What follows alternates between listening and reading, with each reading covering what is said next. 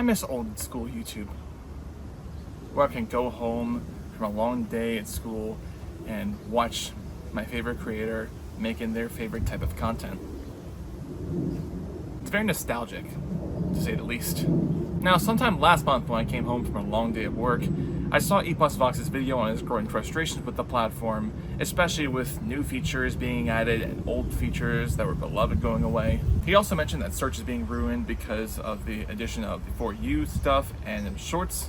Now, shorts are fine for the homepage and for the built-in feed on the mobile app, but they shouldn't hinder the experience of trying to find a long-form video, and a shorts video is in the way of what we're looking for. It should more or less be on the side so that way it's not competing directly with our senses, trying to find what we're looking for. Not that search has been a big thing that everyone's been using, but it still helps. The 5-star rating system that I knew got replaced with the now well-known likes and dislikes system, which I understand it's totally fine, but since the removal of active dislike counts, it's kind of become a useless tool. Custom channel layouts from the old days have been changed to just one banner that everyone can have on their channel. It just kind of lost like that value that, you know, the old school channel layouts had, that you can have a full background and whatnot. The My Videos page is now referred to as Creator Studio, which I understand. I completely get why you'd want to view analytics like that, but sometimes nothing beats the original. And the subscribe button used to be really special. Not so much with like the red subscribe button that we've seen for like many years, but more so the famous yellow subscribe button that I've seen a bunch on old school Smosh videos. Now, the recent update for the subscribe button that turns a nice rainbowy color every time someone asks you to subscribe is a pretty neat concept, but I don't think it gets the same love and attention as the old school ways. Much like the Stream Professor, I've been on the platform for over 15 years at this point. Basically, my entire life. Some creators that I've enjoyed from the beginning have come and gone, new faces show up, the cycle continues on and on. There's also the chances of a creator being ousted for absolutely horrendous things. And now we're starting to see that some creators are already starting to go right into early retirement, or so I would say. Like in the case of MatPat, which, hey, you know, it's understandable for making an audience for such a long time, especially over 10 years. I get it, you know. Please, you know, feel free to take the break, and if you want to stay retired or whatnot, I wish you the best luck on future endeavors. But there's also the new problem with shorts content taking over the platform. I've done my fair share of it in the past just to test the waters. Even a cool Twitch partner I'm meeting next week has just already scripted over 30 of them. I hate that they had to remove links from the descriptions and comments just because of some really unfortunate circumstances. There we go. But I did like the ability to be able to link your long-form contents to short-form content. It was a pretty nice addition. But yet again, it's very hard to get doom-scrolling viewers to actually notice your content, especially on the short feed. Kind of like another platform that's currently on the US chopping block. How is this working out? No, but in all seriousness, I'm glad that people are noticing long-form content and are flocking back over to YouTube for that very reason. Especially with slower-paced content making a return on the platform.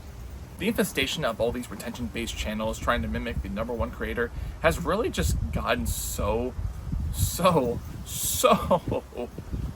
ridiculous.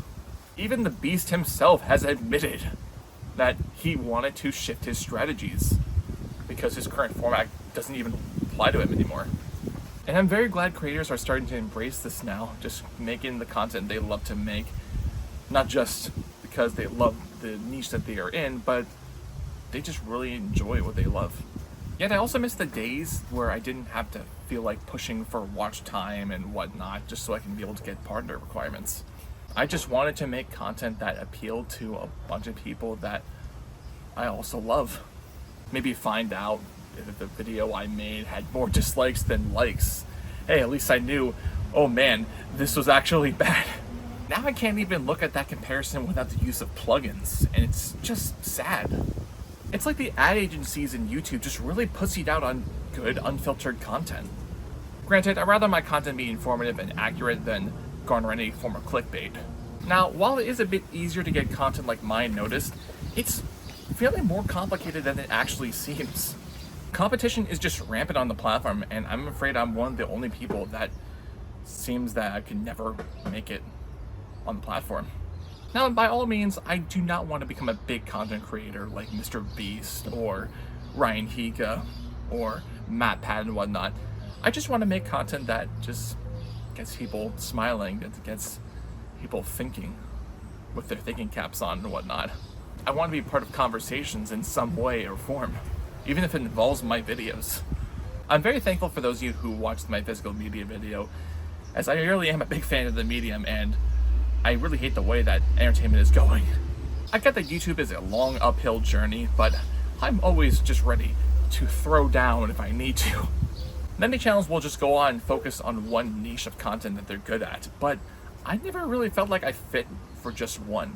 As a neurodivergent, I've had many interests outside of what I typically love doing, which is spreading my love and passion for film.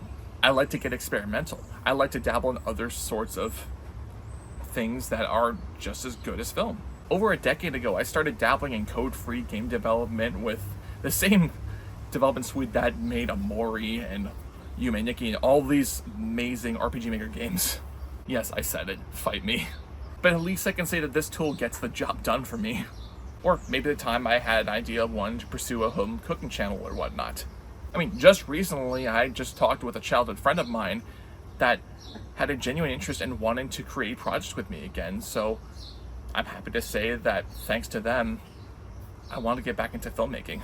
Bottom line is, I really miss the personal connection that YouTube once had. The experience is so much more different than it was 15 years ago. Discord servers may be the closest thing to that, but again, it's very different. It's not like the old school ways of communication on the internet. I never want to go back to the days where I regret seeing things that I did see, but I'm always happy to see when nostalgic memories turn new again. I wouldn't mind if YouTube brought back a community loved feature that could be implemented here in the modern day to make it so that it can fit with what the current community on the platform, the current audience already loves. Right now it doesn't feel like that I have much of a chance, but I gotta keep going to see how far I can get to be full-time.